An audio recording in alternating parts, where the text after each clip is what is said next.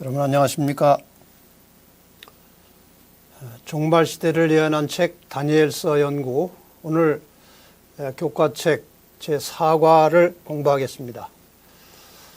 사과의 제목은 풀무에서 궁정으로, 그러니까 다니엘 세 친구가 신상에게 절하지 않고 끝까지 하나님께 충성하다가 풀무불에 들어가는데 살아서 나온 후에 왕이 이 세 친구를 더욱 영화롭게 존귀하게 해서 궁정으로 들어가게 된 그런 이야기입니다. 우선 기억절 말씀 잠깐 볼까요? 만일 그럴 것이면 왕이여, 우리가 섬기는 우리 하나님이 우리를 극렬히 타는 불무 가운데서 능히 건져내시겠고 왕의 손에서도 건져내시리이다. 어떤 상황에서 다니엘 세 친구가 이 말을 했는지 우리가 잘 알고 있습니다. 그들이 큰 시험에 들었지만 단호하게 아주 견고한 믿음으로 하나님 편에 굳게 서서 왕이 우리를 불문불 속에 집어넣어도 하나님께서 우리를 건져내실 것입니다. 이런 아주 확고한 모습을 보여주는 말씀입니다. 오늘 공부하실 내용은 다니엘서 3장입니다. 이 다니엘서 3장에 나오는 다니엘 세 친구의 이야기는 어린 시절부터 아주 흥미롭게, 때로는 아주 통쾌하게 들었던 그런 이야기입니다. 이 실제적인 사건이 발생한 지가 지금 2500년이 넘었습니다마는 아직도 하나님을 믿는 모든 성도들에게 이 이야기는 매우 귀한 교훈을 주는 그런 이야기입니다. 더 나아가서 이와 비슷한 사건, 그러니까 신상에게 절하라, 절하지 않으면 죽는다, 이와 유사한 사건이 이 말세에 다시 한번 일어날 것이 성경상에 예언이 되어 있습니다. 그래서 더더욱 이 예언은 이 종말 시대를 살아가는 하나님의 백성들, 그리스도인들에게 아주 중요한 내용입니다. 이 이야기를 가지고 우리가 좀 생각해 볼 문제가 있습니다. 이 풀무불 이야기 속에 왜 다니엘은 등장하지 않았는가 하는 것이죠. 아마도 다니엘은 어떤 왕의 명을 받아서 외부에 출장을 갔었던 것으로 추측하고 있습니다. 그 다음에 두 번째 문제는 이 다니엘 2장의 꿈 사건을 통해서 이 느부갓네살 왕이 전능하신 하나님이 어떤 분인지 이미 경험을 했는데도 불구하고 왜 또 이런 시도를 했느냐 하는 것입니다. 이것이 바로 인간의 무지와 어리석음이에요. 대체로 사람들은 어떤 순간에 느끼는 이 감성으로, 감정으로 하나님을 믿는 경우가 많습니다. 아마 이 왕도 그 당시에 감성적으로 하나님 참 위대하시다 이렇게 느꼈지만 지적인 인식이 없었기 때문에 시간이 지나면서 다시 하나님을 잊어버렸을 것이라고 생각합니다. 더 나아가서 이 인간의 그 욕망 그리고 교만심, 이것이 얼마나 무서운 것인지를 다시 한번 우리들에게 보여주고 있습니다. 또 한 가지 우리가 생각해 볼 문제는 이 다니엘 세 친구는 그 상황에서 어떻게 그러한 믿음을 가질 수 있었을까 하는 것입니다. 젊은 사람들이, 아직 어린 사람들인데, 이것이 바로 유대인 가정에서 어린 시절에 받은 그 가정교육의 결과라고 생각이 됩니다. 어릴 때부터 아주 철저하게 하나님만 섬기고 그 하나님의 말씀에 절대 순종하는 것을 집에서 배웠을 것입니다.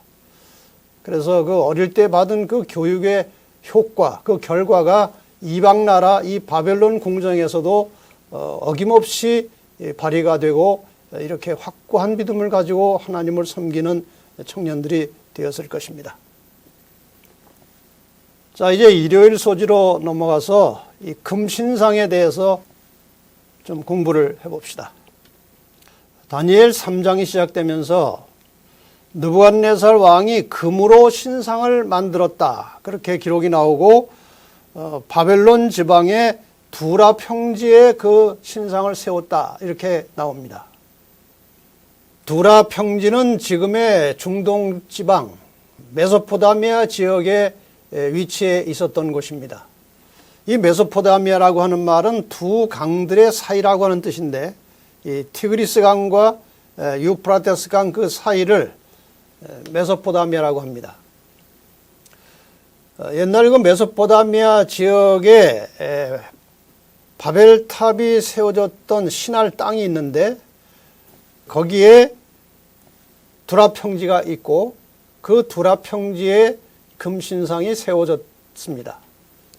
그 옛날 하나님을 대적하기 위해서 만들었던 바벨탑이 이번에는 다시 하나님을 무시하고 인간의 신을 세우고 우상을 섬기게 하는 신상을 그 두라 평지에 세웠던 것입니다.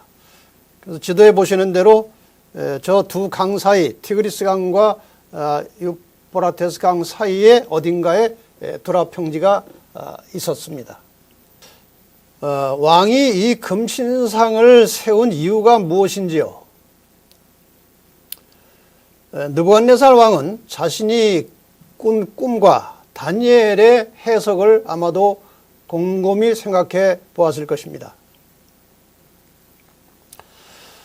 세상 역사가 자기가 꾸었던 그 꿈, 그리고 다니엘이 해석했던 그대로 이루어지는 것은 그 왕이 원치 않은 것입니다. 왕은 자기 나라가 망하지 않고 영원히 존속되기를 원하는 것입니다. 그래서 왕은 바벨론 제국이 망하지 않고 영원히 계속되기를 바랐습니다. 그러한 마음으로 신상 전체를 이 바벨론을 상징하는 이 머리의 재료, 금으로 신상을 만들었습니다. 이 의미가 무엇일까요? 바벨론이여 영원하라는 것입니다. 바벨론 망하지 말고 영원하라는 것입니다. 이 금신상과 관련해서 우리가 한번 생각해 봐야 될 중요한 일이 하나 있습니다. 이야기를 드리기 전에 이제 배경 이야기를 좀 먼저 드리고 싶습니다. 꽤 오래전에 제가 그 선교를 위해서 운영하고 있는 진리바다 사이트에 이제 어떤 한 분이 들어와서 대부분의 모든 설교를 아마 다 들었다고 그래요, 본인이. 이분은 이제 불교에 있다가 장로교에 갔다가 진리를 찾는데 이제 유튜브에 들어가서 여기저기 뒤적거리다가 진리바다까지 온 사람이에요. 이 사람이 마침내 진리를 발견하고 이제 재림교인이 되었습니다. 근데 이분은 공중파 방송 3개 KBS, SBS, MBC 이 3개 공중파 방송에서 드라마, 그 역사 드라마에 관련돼서 상당히 중요한 역할을 거의 20년 동안 한 사람이에요. 이 방송국의 내막과 사정을 훤히 아는 분인데, 이분이 이제 이 진리를 발견한 다음에, 그전에는 잘 몰랐었는데, 이 진리를 발견한 다음에 이 방송이라는 것이 어떤 성격인지, 그 본질이 무엇인지를 자기가 아주 확실하게 깨닫게 되었다는 것입니다.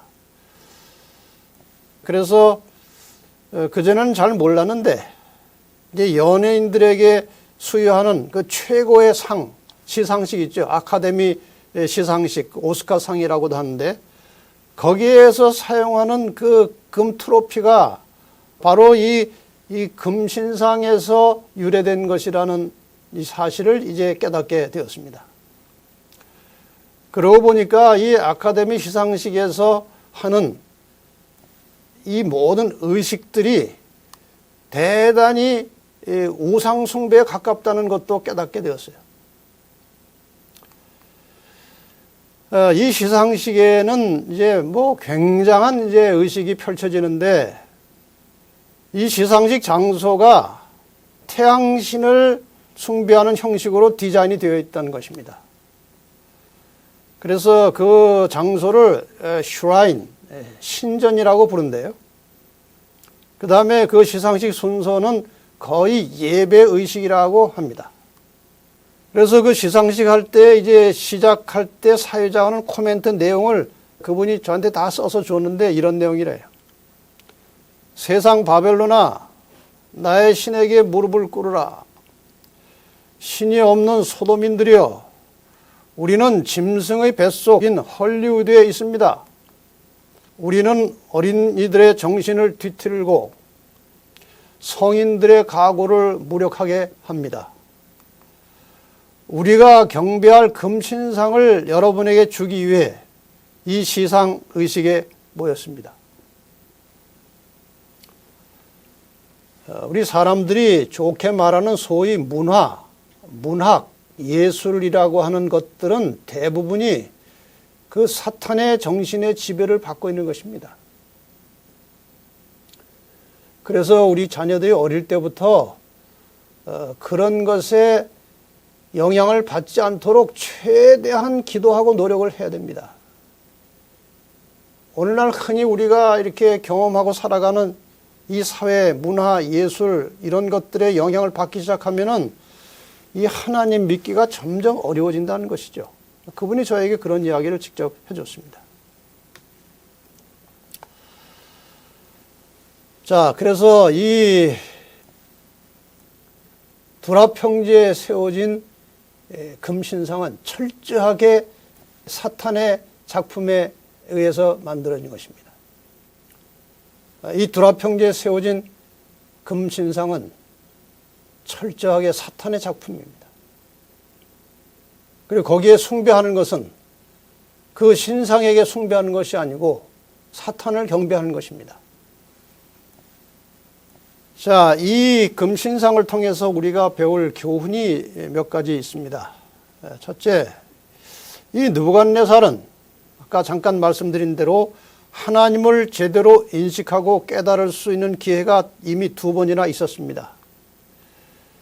이전에 다니엘과 그 세 친구 음식 문제로 열흘간 시험한 다음에 그 하나님을 믿는 그들의 모습이, 하나님의 뜻대로 식생활을 하는 그들의 모습이 훨씬 일반인들보다 광택이 나고 우수하다는 것을 보았습니다. 다니엘이 꿈을 해석할 때에도 하나님의 살아계심을 경험을 했습니다. 그럼에도 불구하고 이렇게 이 금신상을 세워서 경배하도록 요청한 것은 유한한 인간들의 무한한 욕심과 욕망이 어떤 것인지를 우리에게 보여줍니다. 느부갓네살 왕은 죽고 싶지 않았고 또 그 권력을 빼앗기고 싶지도 않았습니다.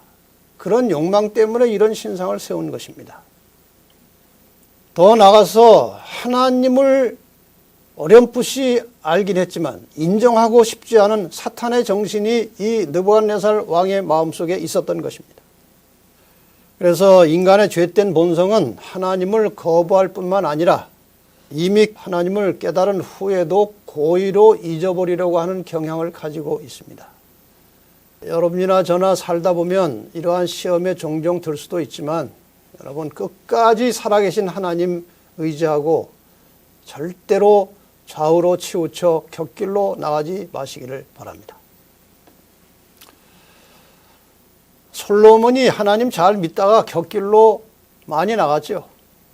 인생을 다 산 다음에 다시 하나님께로 돌아와서 솔로몬이 내린 결론은 전도서 12장 13절입니다.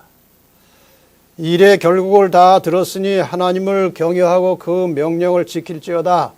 이것이 사람의 본분이니라.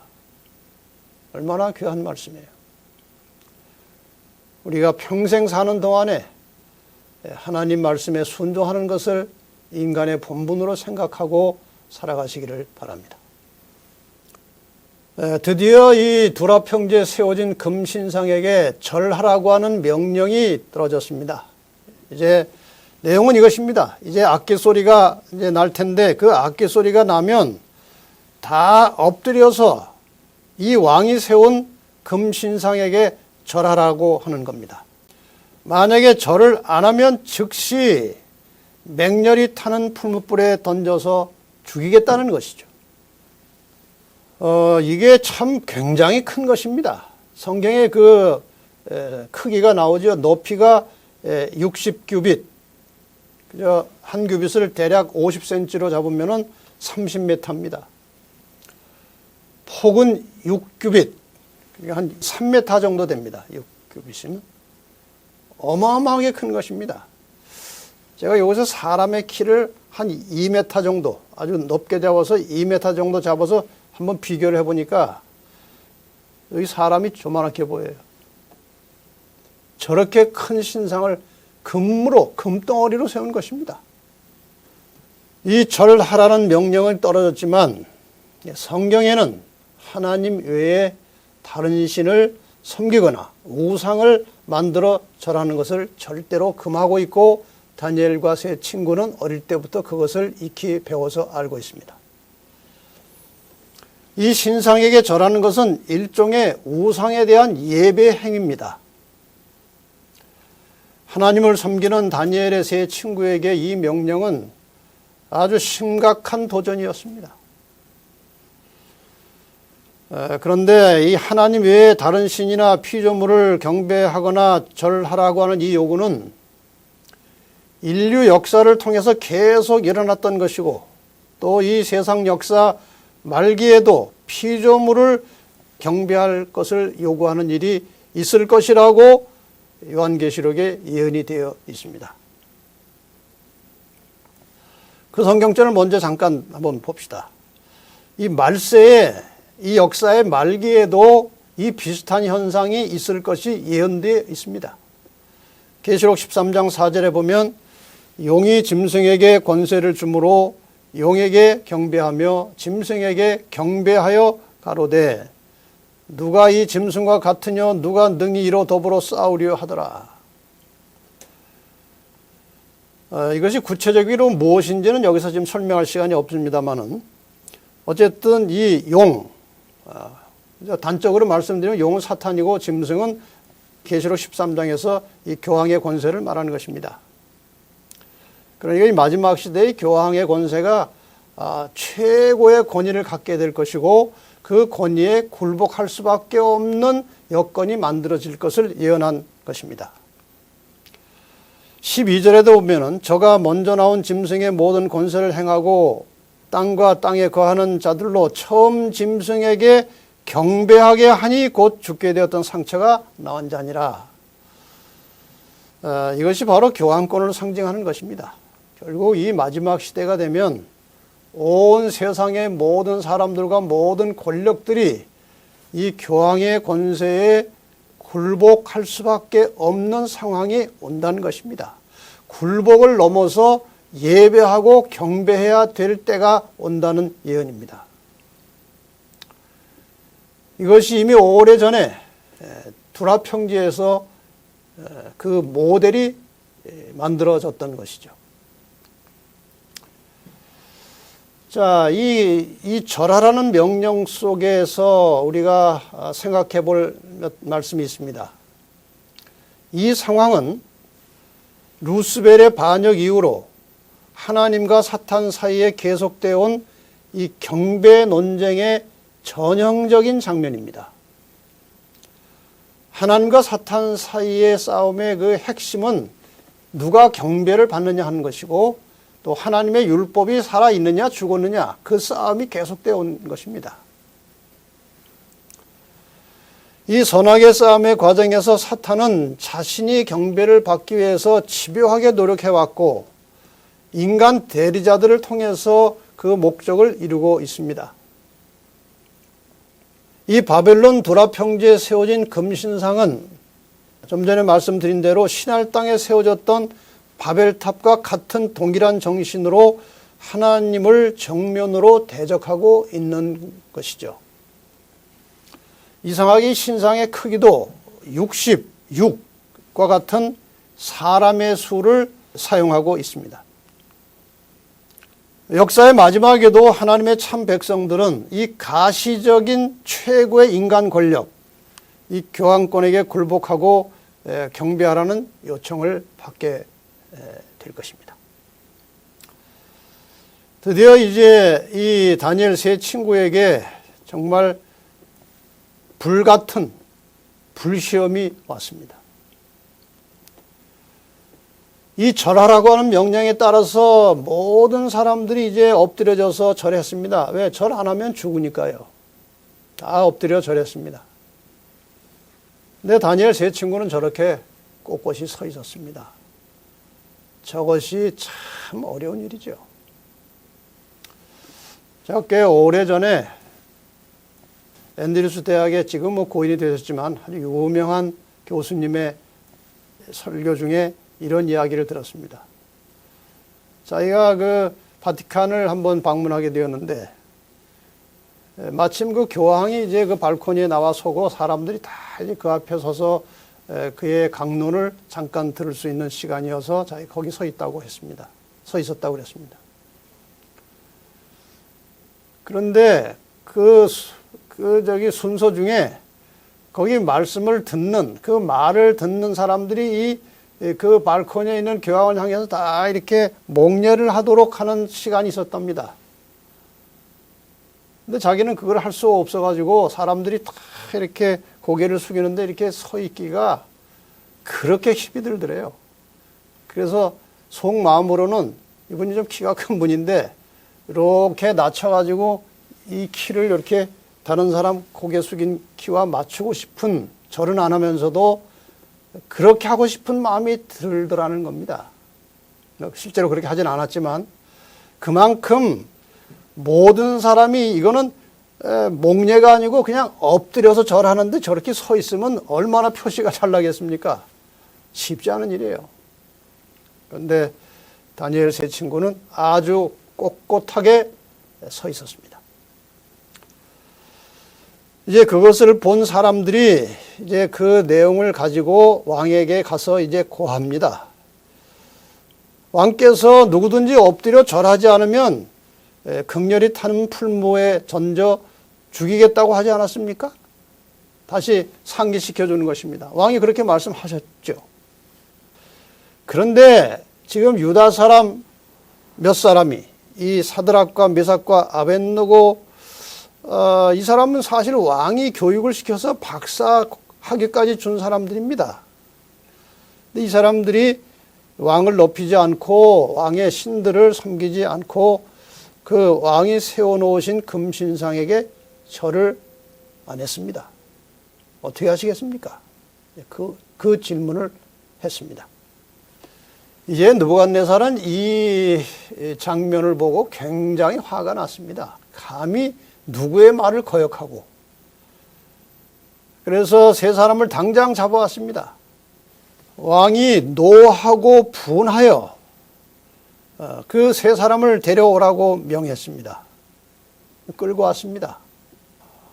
그랬더니 이게 죽이기는 아까운 사람들이에요. 궁정에서 얼마나 신실하고 모범적이고 유능한 사람들인데 이런 일로 죽이기가 아까웠던 것입니다. 느부갓네살이 그들에게 물어가로되 이 사드락 메삭 아벳느고야 너희가 내 신을 섬기지 아니하며 내가 세운 그 신상에게 절하지 아니하니 정말 그렇게 했느냐? 이 세 친구를 살리고 싶었어요. 아마 다른 사람들 같았으면 즉시로 풀무불 속에 집어 던졌을 것입니다.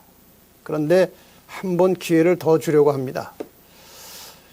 이제라도 너희가 예비하였다가 언제든지 나팔과 또 뭐 이런 악기 소리가 들리면 절을 좀 했으면 좋겠다. 이렇게 두 번 기회를 주었는데도 절을 안 하면 너희를 풀무불 속에 집어넣을 수밖에 없다. 이렇게 아주 좋은 말로 타일렀습니다. 내가 이렇게 너희를 풀무불 속에 집어넣으면 능히 너희를 내 손에서 건져낼 신이 어떤 신이겠느냐? 어떤 누구도 내가 너희에게 내리는 사형을 불에 집어넣어서 죽이는 이것을 구해낼 수 없을 것이다. 자, 이때 이 다니엘 세 친구가 왕에게 아주 공손하지만 당당하게 말합니다. 느부갓네살이여, 우리가 이 일에 대하여 왕에게 대답할 필요가 없나이다.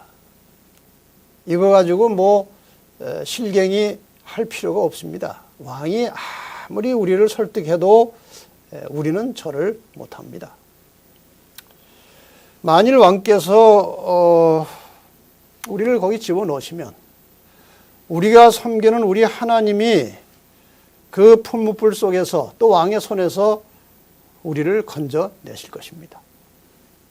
그리 아니하실지라도 우리를 살려내지 않으신다 해도 우리는 왕의 신들을 섬기지 못하고 신상에게 절을 못하는 것을 양해해 주시기 바랍니다 하고 이렇게 말을 했습니다. 자, 그 다음에 어떻게 됐는지는 이제 수요일 소재에서 공부하겠습니다. 여기에서 우리가 또 잠깐 이제 무엇을 배워야 될지 짚고 넘어가겠습니다. 힘에 굴복하고 환경에 굴복하고 조건에 타협하면서 살아가는 우리 현대 신앙인들에게 이 다니엘 세 친구의 이야기는 매우 중요한 경종을 울리고 있습니다. 아주 강력한 메시지를 전하고 있습니다. 타협하지 않은 신앙. 이 세 친구는 죽음을 목전에 두고도 하나님 말씀에 충실했습니다. 그런데 우리는 죽는 것은 고사하고 아주 사소한 인간 간의 이해관계, 또 자기 어떤 편의를 위해서 너무나 쉽게 말씀과 세상과 함께 타협하고 살아가는 우리들에게 이 다니엘 세 친구의 모습은 정말 값진 교훈을 주고 있습니다. 하나님의 말씀과 약속에 대한 절대 믿음을 가지고 목숨을 걸고 하나님께 순종하는 믿음이 오늘 우리에게 필요합니다. 더 나아가서 그리 아니하실지라도의 믿음. 하나님께서 이렇게 저렇게 약속은 해 놓으셨고 우리가 그것을 믿고 그 믿음을 따라 살지만 그 약속이 혹시 지체되거나 혹시 하나님의 뜻과 맞지 않아서 지켜지지 않는다 할지라도 우리는 하나님께 대해서 끝까지 충성하겠습니다. 이 믿음에. 그래서 말세에 다시 한번 이러한 상황에 직면하게 될, 우리도 이러한 상황에 언젠가 직면하게 됩니다. 그래서 그 종말 신앙인들에게도 이 하나님의 말씀에 무조건 순종하는 다니엘 세 친구처럼 그러한 절대 믿음이 필요하다는 것을 다시 한번 배우게 되었습니다. 이제 수요일에는 넷째 사람이라고 하는 제목입니다. 여러분이 잘 아시죠? 무슨 내용인지. 이제 느부갓네살이 다니엘 세 친구의 대답을 듣고 나니까 그들을 어느 정도 이제 애정을 가지고 도와주려고 했는데 그런 대답이 나오니까 그게 이제 그 애정이 증오로 변했습니다. 그래서 아주 화가 났어요. 분이 가득했습니다. 낯빛이 변했다고 그랬습니다. 그래서 풀무불을 평일보다 7배를 뜨겁게 하라. 아주 최대한 뜨겁게 하라는 겁니다. 그래서 이제 다니엘 세 친구가 그 뜨거운 풀무불에 던짐을 받았습니다. 그런데 이 풀무불이 얼마나 뜨거운지요. 이 다니엘 세 친구를 가까이 가서 이게 집어 던져 넣던 사람이 그 뜨거운 열 때문에 그냥 죽었어요.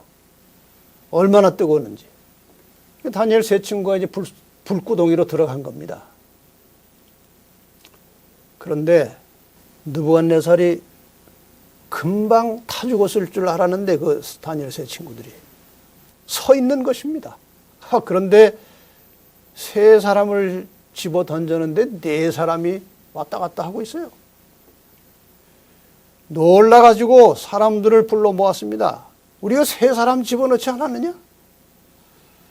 근데 죽지 않은 것은 물론이고 결박되지 아니한 묶어서 집어넣는데 밧줄만 타버리고 결박되지 아니한 네 사람이 불 가운데로 다니는데 그 넷째 모양은 꼭 신의 아들 같다. 이렇게 고백을 했습니다. 그것은 여러분과 제가 아는 대로 예수님께서 그 자리에 다니엘 세 친구와 함께 계셨던 겁니다.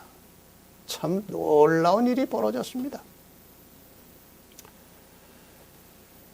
느부갓네살이 깜짝 놀랐습니다. 극렬히 타는 풀무하고 가까이 가서 불러 가로되 지극히 높으신 하나님의 종 사드락 메삭 아벳느고야 나와서 이리로 와라. 나오는데 이제는 네 사람이 나오는 게 아니고 세 사람이 나왔습니다. 참 아주 드라마틱한 장면입니다. 아주 통쾌한 장면이에요. 어릴 때 어린이 시절에 이야기 들으면 아주 괜히 막 신이 나는, 신이 났던 그런 이야기죠. 드디어 다시 느부갓네살이 정신이 번쩍 났습니다. 그 세 사람을 극렬히 타는 풀무에서 살려내신 하나님을 찬양하기 시작했습니다. 하나님을 찬송할지로다 그가 그 사자를 보내사 자기를 의뢰하고 그 몸을 버려서 왕의 명을 거역하고 그 하나님 밖에는 다른 신을 섬기지 아니하며 그에게 절하지 아니한 종들을 구원하셨도다. 여기 그들이 그 몸을 버려서 이런 표현을 썼어요. 그러니까 아예 죽을 각오를 하고 왕의 명을 거역했다는 것이죠. 그러므로 이제 내가 조서를 내리노니 온 백성들에게 이제 조서를 내렸습니다. 각 백성과 각 나라와 각 방언하는 자가 무릇 사드락과 메삭과 아벳느고의 하나님께 설만이 말하거든. 설만이라는 것은 경솔히 함부로 말하거든 그 말이죠. 그 몸을 쪼개고 그 집으로 걸음토를 삼을지니 이는 이같이 사람을 구원할 다른 신이 없음이니라. 그러니까 이제 이 다니엘서 2장에서 다니엘이 이제 꿈을 해석할 때 아주 절실하게 느꼈던 하나님이 다시 생각이 났겠죠.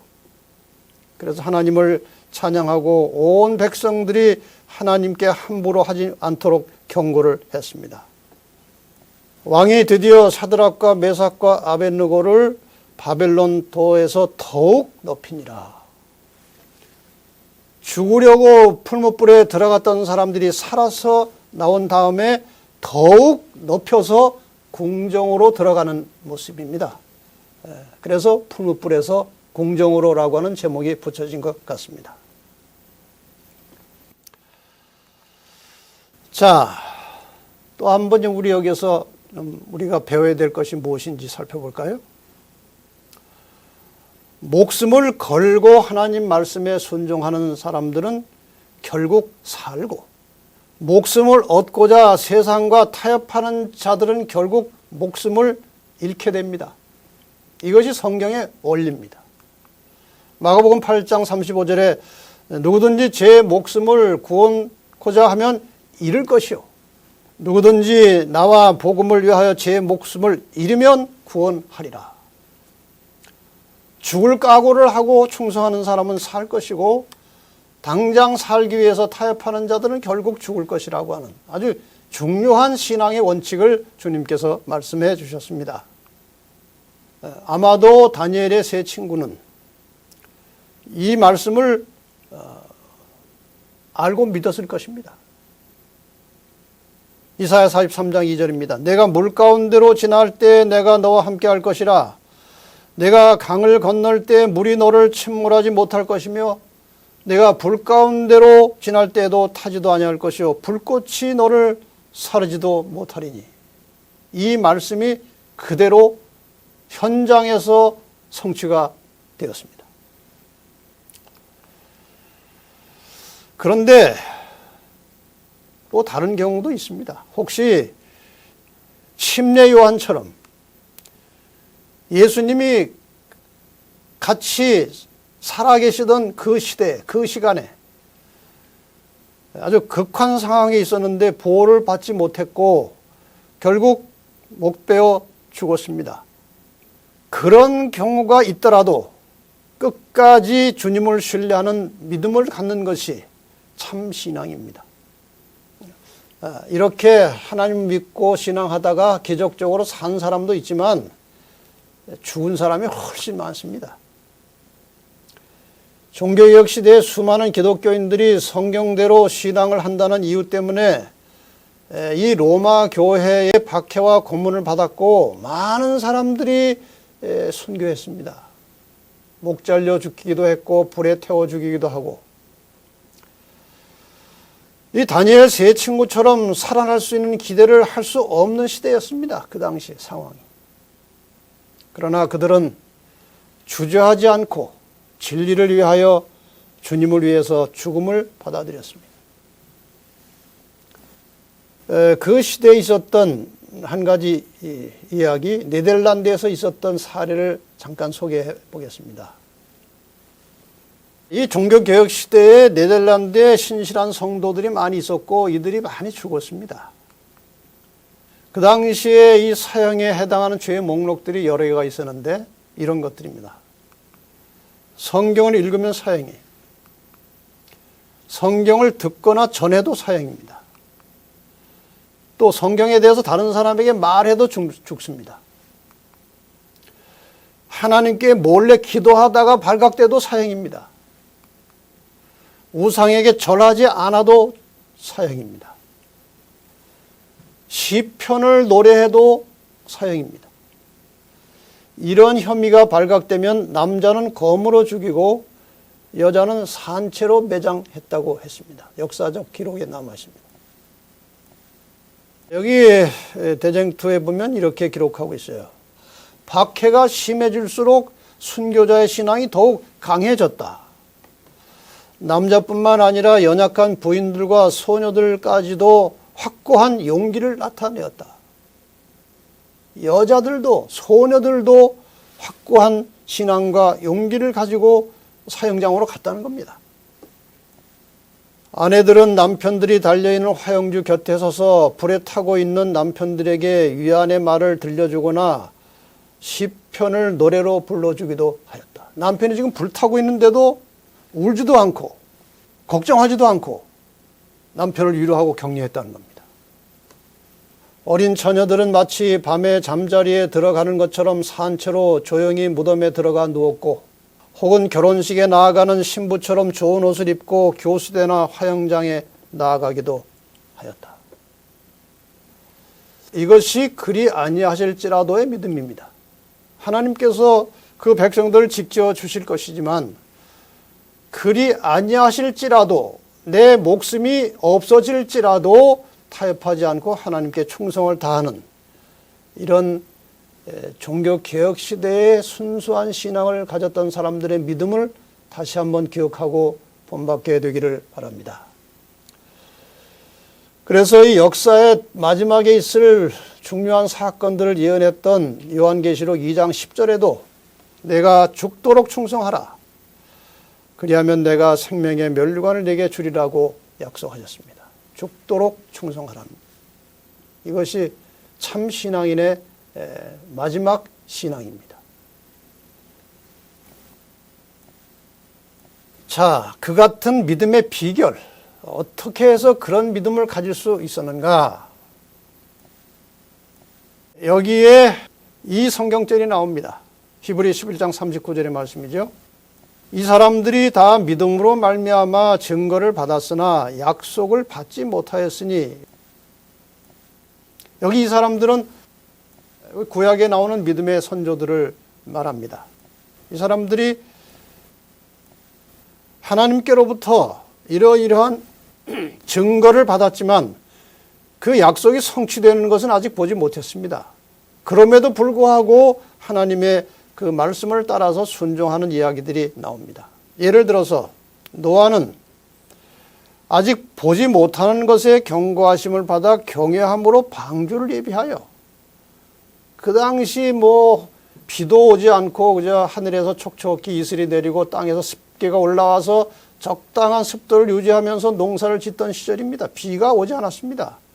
그런데 비가 쏟아져서 홍수가 난다는 말은 사실 이해하기도 어려운 말이었지만 하나님께서 그런 일이 있을 것이라고 하니까 믿고 그 마른 땅에 방주를 지었습니다. 이것이 믿음이에요.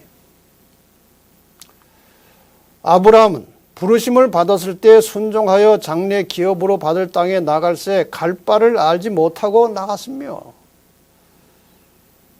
아브라함이 하나님께서 이렇게 불러내셔서 가라고 할 때 굉장히 부유하게 편안하게 안락하게 살았던 집이었습니다. 그런데 하나님이 가라고 하니까 이유 불문하고 어디 가서 뭘 하고 뭘 먹고 삽니까? 묻지 않고 그냥 어디로 가라 하니까 무작정 간 것입니다. 왜?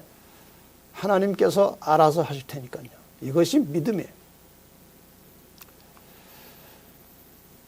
히브리 11장 1절에 믿음이 무엇인지 이렇게 설명합니다. 믿음은 바라는 것들의 실상이요 보지 못하는 것들의 증거니. 이 말씀 중에 이 실상이라고 하는 단어는 좀 쉽게 이해하기가 어려운 것입니다. 이 실상이라고 하는 말은 헬라 원어로 휘포스타시스라고 되어 있는데, 여기에 무슨 깊은 뜻이 있는가 하면은 본질, 확신, 그리고 법정 용어로 부동산 권리 증서라고 하는 의미가 들어있어요. 그러니까 부동산 권리 증서를 보면 그 실제로 그 건물을 가보지 않아도 그 건물이 이 부동산 권리 증서에 명시된 주소지에 그 건물이 있다는 사실을 우리가 얼마든지 믿음의 눈으로 보는 겁니다. 마찬가지로 하나님께서 이 기록한 말씀은 바로 그것입니다. 기록되었기 때문에 아직 우리 눈앞에 보이지는 않지만 하나님이 말씀하셨기 때문에 믿음으로 미리 그것을 본 겁니다. 예수께서 재림하신다? 안 보입니다. 미래의 일입니다. 그러나 우리는 그것이 있을 것을 믿음의 눈으로 보고 준비하고 기다리는 것이죠. 한 가지 더 예를 들어보겠습니다. 여러분, 저것이 감씨를 절반으로 자르면 그 속에 저 숟가락 같은 모양이 있습니다. 다 경험을 하셨을 겁니다. 감씨 중간에 저 숟가락 같은 모양이 하나 있어요. 저게 뭔지 아십니까? 저것은 이제 전문가들의 말에 의하면은 감나무 한 그루가 그 속에 들어있는 겁니다. 그러니까 씨 속에 나무 한 그루가 이미 들어있어요. 무슨 뜻입니까? 하나님의 말씀이라는 씨앗 속에 이미 성취가 들어있다는 뜻입니다. 감씨 속에 감나무 한 그루가 들어있듯이 하나님의 말씀 안에 말씀의 성취가 이미 들어있다는 말입니다. 이것을 미리 볼 줄 아는 것이 믿음이에요. 그래서 믿음은 바라는 것들의 실체라, 실상이라고 말씀하셨습니다. 자, 이제 더 깊은 연구를 위해서 몇 가지 중요한 말씀을 드리려고 합니다. 바벨론 정신, 두라 평지에 금신상을 세우고 절하라고 명령한 바벨론 왕 느부갓네살, 그 바벨론의 정신은 고대로부터 무엇이었습니까? 하나님을 대적하는 겁니다. 더 나아가서 하나님을 믿는 사람들, 성도들을 핍박합니다. 그리고 그들의 본심은 늘 교만하고 자기를 높이고 자랑합니다. 그리고 하나님을 제쳐놓고 스스로 경배를 받으려고 하는 이 사탄의 정신이 곧 바벨론 정신입니다. 이 바벨론 정신이 이어지는 나라들로 계속 나타났습니다. 바벨론 정신은 페르시아로 넘어갔고 다시 그리스로 넘어갔고 로마 제국으로 넘어가서 로마 교회까지 옮겨졌습니다. 다시 한번 보겠습니다. 이 바벨론 정신은 페르시아 제국 그리고 그리스, 로마 제국을 거쳐서 로마 교회로 계승되었습니다. 이 점을 잘 주시해 보십시다. 마지막 열국 시대를 가리키는 그 발가락 속에 로마를 상징하는 철이 여전히 남아 있었습니다. 철과 진흙이 섞여 있었어요. 철이 없어진 게 아니고 철이 그 속에 섞여 있었습니다. 그렇듯이 이 로마는 세상 끝날까지 지속될 것을 예고하고 있었던 겁니다. 자, 저 철 종아리에서 철과 흙이 섞인 발과 발가락으로 연결되어 있습니다. 종아리는 철이었고 저것은 로마 제국을 상징하는 것입니다. 발은 철과 진흙이 섞여 있고 저것은 로마가 열국 속에 여전히 들어있음을 의미하는 겁니다. 로마에서 분열된 나라 속에도 여전히 로마가 어딘가에 흐르고 있는 거예요. 이 바티칸 암살단이라고 하는 책에 보면 이런 글귀가 있습니다. 교회가 타락하면서 로마 제국의 정신이 교회로 이양되었다. 그 교회는 로마 교회죠. 점차적으로 그것이 정복했던 그 제국, 로마 제국의 특성을 발전시켜 갔다. 얼마 후에 로마 제국은 무너졌다. 그러나 로마는 세계 권력으로서 가톨릭 교회라는 이름으로 다시 생명을 얻었다.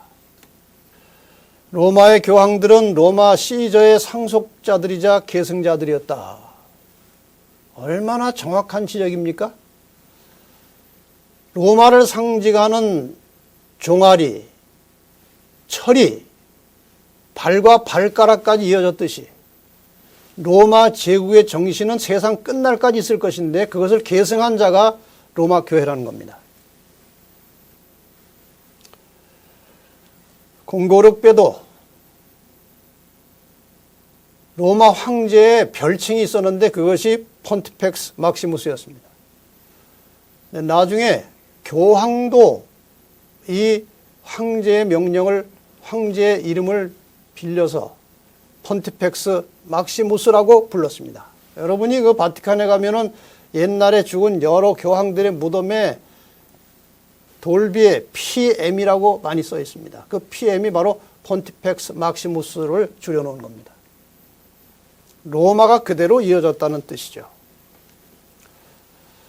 그러니까 로마는 망한 것이 아니고 다른 모습으로 지금 세상에서 활동을 하고 있다는 의미입니다. 2015년에 이 프란치스코 교황이 쿠바를 방문했습니다.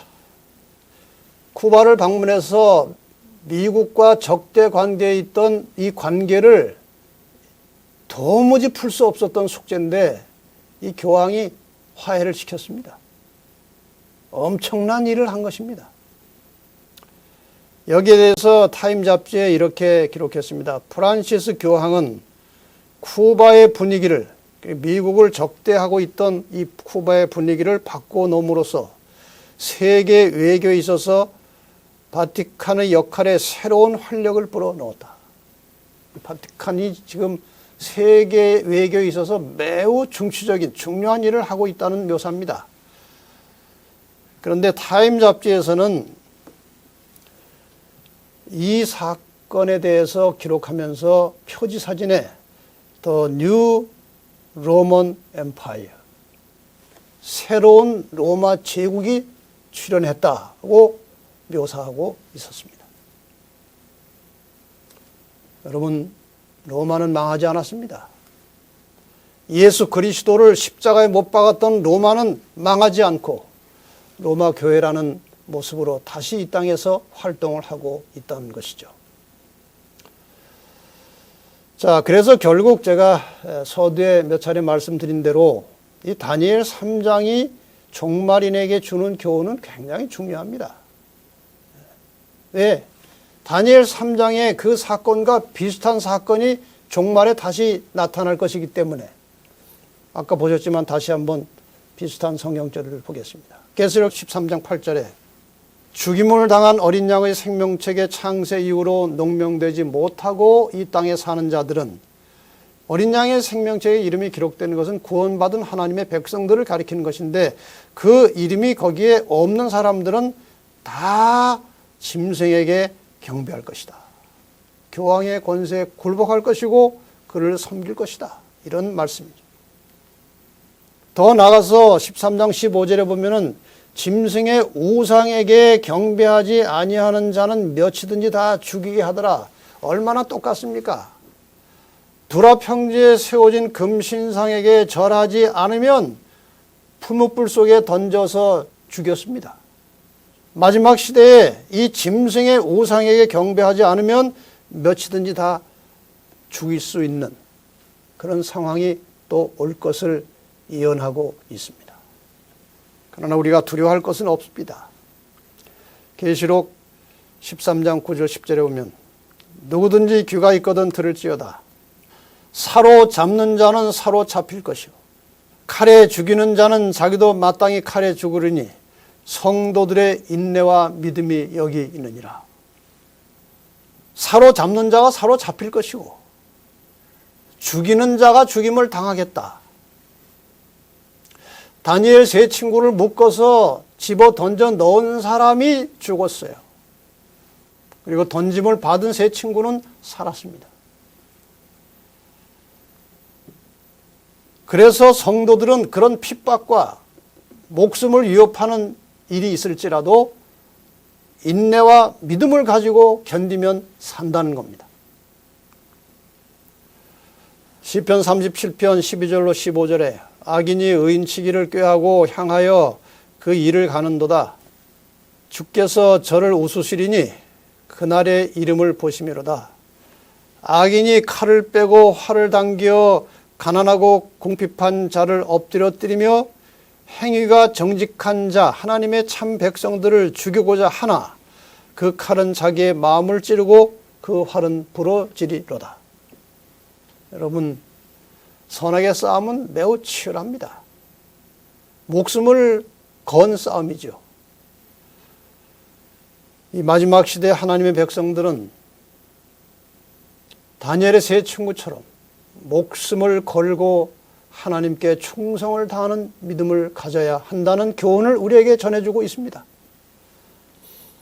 끝으로 말씀을 한 절 읽고 마치겠습니다. 지금 이 장면은 이제 다니엘 6장 공부할 때 나올 이야기입니다만은 다니엘도 원칙을 가지고 하나님을 끝까지 믿다가 죽음의 소굴로 사자의 굴로 들어갔지만 천사가 지켜줬습니다. 똑같은 일입니다. 중세 종교 암흑시대 동안 그리고 로마가 이 교회를 박해할 때 많은 사람들이 죽었습니다.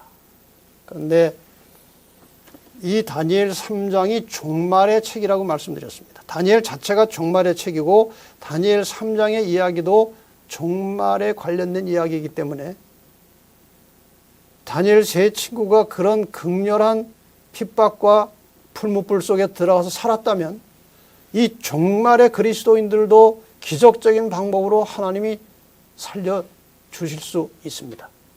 여기 대쟁투에 있는 말씀을 보면 확실하게 이 말씀이 나옵니다.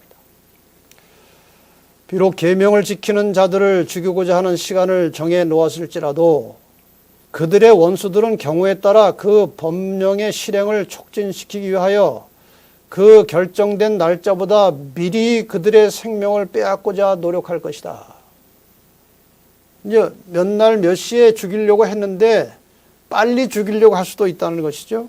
그러나 아무도 그 충성된 각 사람을 둘러 진치고 있는 강한 수호자들의 경계망을 깨뜨릴 수 없다. 이게 마지막 장면입니다.